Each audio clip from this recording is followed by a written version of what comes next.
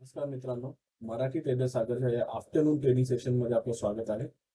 इथे मित्रांनो आपण या लेवलला स्ट्रेट टाकलेला होता साधारण 12:15च्या आसपास, परंतु माझ्या इथे पॉवर कट झाल्यामुळे तो रेकॉर्ड नाही करू शकलो. मी मोबाईलवरनं ट्रेड पंच केलेले होते. लॉजिक आणि एंट्री एक्झिटचे पॅरामीटर्स मला क्लिअर असल्यामुळे मोबाईल मधून मी ट्रेड टाकलेला होता. मी फक्त इथे एक्सप्लेन करतो की नक्की त्या ट्रेडमध्ये काय झालेलं होतं ते.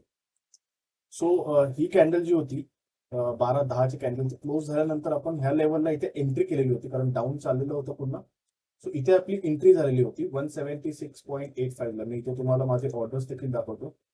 सो 176.85 इकडे. येस. सो इथे आपली एंट्री झालेली होती.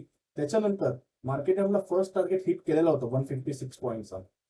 फर्स्ट टार्गेट हिट करून ऑलमोस्ट आपल्या सेकंड टार्गेटच्या जस्ट 4-5 पॉईंट अवे राहिलेलं होतं. तिथून मार्केट रिव्हर्स झालेलं आहे.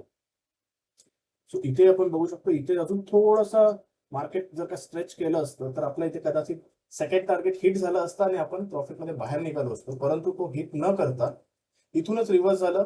आणि सिन्स आपला आपण ट्रेलिंग स्टॉप लॉस इथे मूव्ह केलेला होता, कारण की आपला फर्स्ट टार्गेट इथे हिट झालेला, म्हणून आपण trailing stop loss cost to cost आणलेला आणि आपण इथे कॉस्ट टू कॉस्ट एक्झिट झालेले.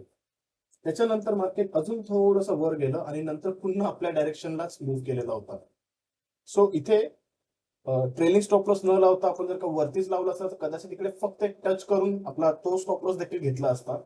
त्याच्यामुळे आपण ट्रेलिंग स्टॉप लॉस केला आणि कॉस्ट टू कॉस्ट निघालो. इथे आपण बघू शकतो 176.85 ला एंट्री होती आणि 176.8 पण कॉस्ट टू कॉस्ट निघालो, कारण की आपण ट्रेलिंग स्टॉप लॉस घेतलेला होता. त्याच्यानंतर आपली जी हेजिंग पोझिशन होती त्यामध्ये आपल्याला एक मायनर लॉस आलेला होता. मी इकडे ऑल पोझिशन दाखवतो.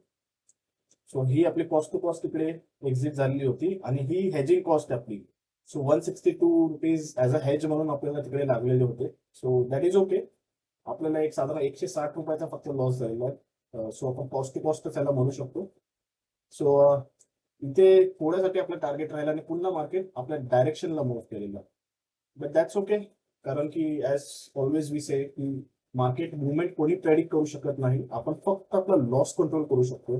त्याच्यामुळे आपण इथे लॉस आपला कंट्रोल केलेला. ऍट अ टाइम इकडे आपले 5 ते 6 हजाराचा प्रॉफिट देखील दिसत होता आपल्याला, परंतु तो आपण बुक न करता नंबर्स वर न जाता आपण आपली स्ट्रॅटेजी जी आहे, आपले रूल्स जे आहेत ते फॉलो करायचं ठरवलं. सो इथे कॉस्ट टू कॉस्ट निघालो, काही हरकत नाही. अजून आता आपला एक लास्ट ट्रेड बाकी आहे, क्लोजिंग ट्रेड.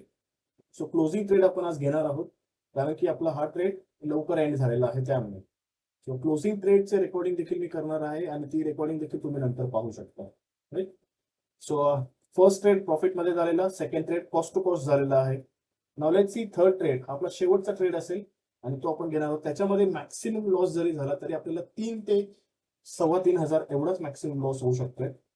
सो आपण आपला आजचा दिवस 101% प्रॉफिट मध्येच क्लोज करणार आहोत. फक्त तो प्रॉफिट किती असेल हे आता मार्केट डिसाईड करेल. आपण लॉस किती आहे ते डिसाईड करू शकतो, प्रॉफिट किती द्यायचं ते मार्केट डिसाईड करेल. आणि पाहूया आता क्लोजिंग ट्रेड मध्ये आपलं काय आउटकम येते. तर सध्या ह्या आफ्टरनून ट्रेडसाठी इथेच थांबतो. Thank you so much for joining and I will see you at closing trade. Bye bye.